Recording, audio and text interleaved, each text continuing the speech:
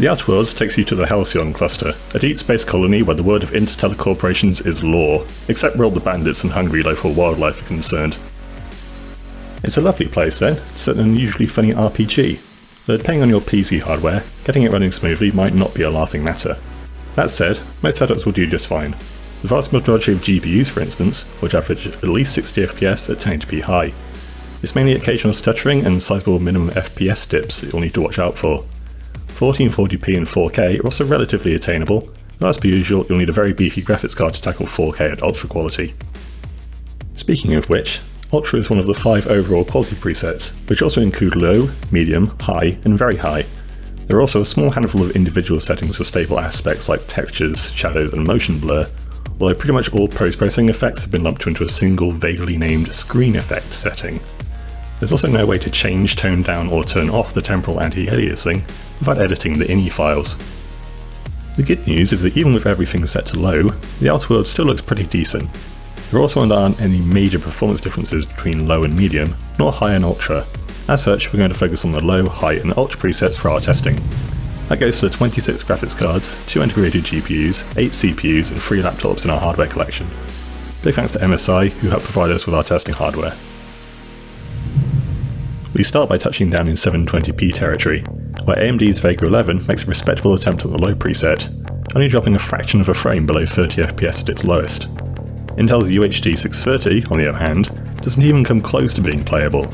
Even with the resolution modifier set to 50, meaning that the game is running at just 640 by 360, it still can't run half as well as the Vega 11 does at the full 720p. 1080p is too much for the Vega 11 to handle, but literally every single dedicated GPU tested could average over 30 FPS. Even certain budget cards like the GTX 1650 and the RX 570 are also easily capable of averaging 60 FPS, and while both their respective 97th percentile results can drop below this mark, it'll be smooth sailing for the most part. Some other AMD cards could be said to underperform here, such as the RX 590. This doesn't run badly on 1080p low, but it's also more than a few frames behind both the 3GB and 6GB version of Nvidia's older GTX 1060. That's another Outer Worlds oddity. This is meant to be another official promotional title for AMD. Still, at least jumping up to 1080p high isn't much of a strain. The only GPU that really gets into trouble is the RX 560, and there are plenty of lower grade cards that can still manage between 30 and 60 FPS. That includes the humble GTX 1050, as well as the RX 570. You also don't need a spaceship grade supercomputer to get much higher than that. The RX 590, despite still sitting behind its closest Nvidia rivals, manages to stay between 67 and 92 FPS, while the upper mid-range RX 5700 averages more than 40 FPS higher than that. Again though, Nvidia's GPUs are generally just faster here. If you've got a 144Hz monitor, all you really need here is a GTX 1660 Ti, and the RTX 2060 averages over 160 FPS, while also keeping its minimums above 100 FPS. With the RX 5700, you'll sometimes be dropping into the 80s, which is not as funky as it sounds.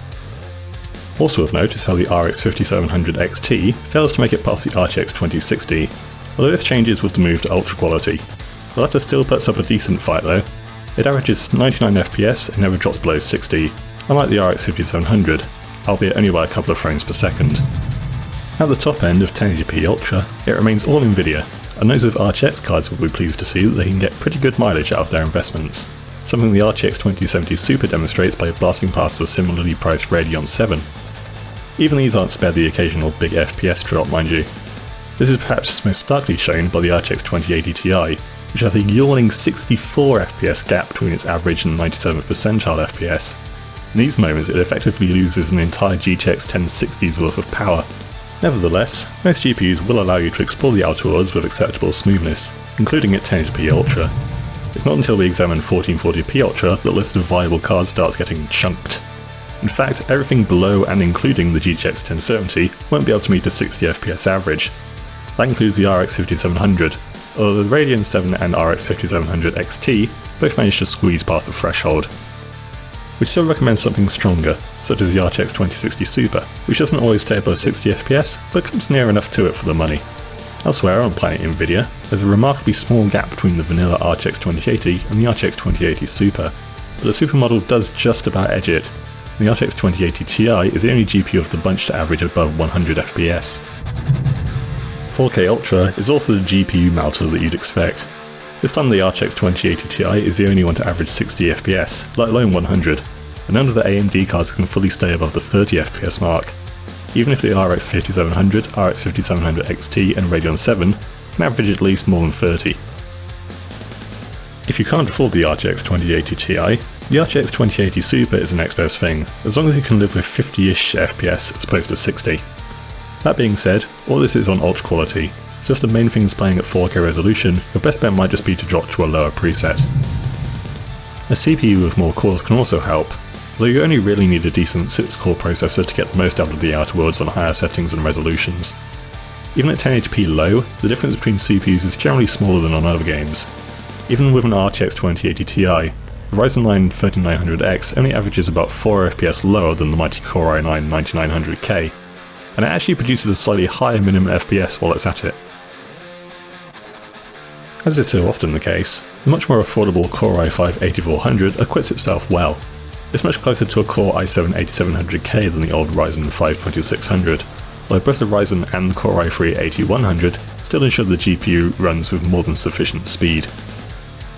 It's the same story at 1080p high, except that gap closes even more.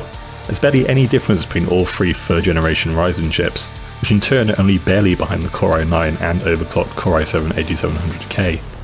So, while 6 cores are better than 4, once you move beyond those it's not as beneficial to have 8 or 12.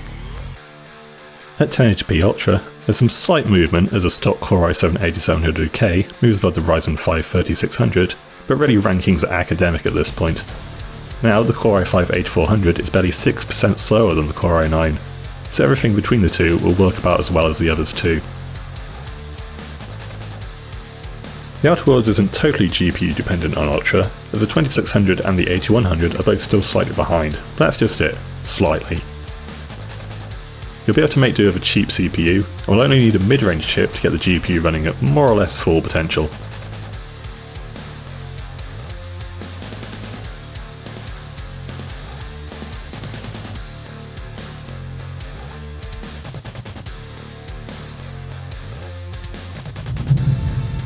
Finally, let's set the course for some laptops. As usual, we have 3, containing an RTX 2060, RTX 2070 Max-Q and RTX 2080 respectively. None of these will be a match for their desktop versions, not least because they'll be paired with less capable mobile CPUs, but the RTX 2080 equipped GE75 notebook is clearly the most powerful regardless. At 1080p low, it was the only one able to exceed 144 FPS, meaning it's also the only one to take full advantage of its 144Hz display. The GS75 and GL63 both make it well beyond 60 FPS, so they're still getting a benefit over 60Hz, but the GE75 is clearly the boss. Move up to 1080p higher Ultra and not much changes. The RTX 2080 still sits far out in front, while the other two GPUs are almost even. The GS75 and GL63 start to drop below 60 FPS, but they do stay more than playable at 1080p Ultra, and can average over or around 80 FPS, so the high refresh rate isn't totally useless. Meanwhile, the GE75 barely drops below 60 FPS at the 97th percentile, but you can call it 60 if you're the rounding up sort.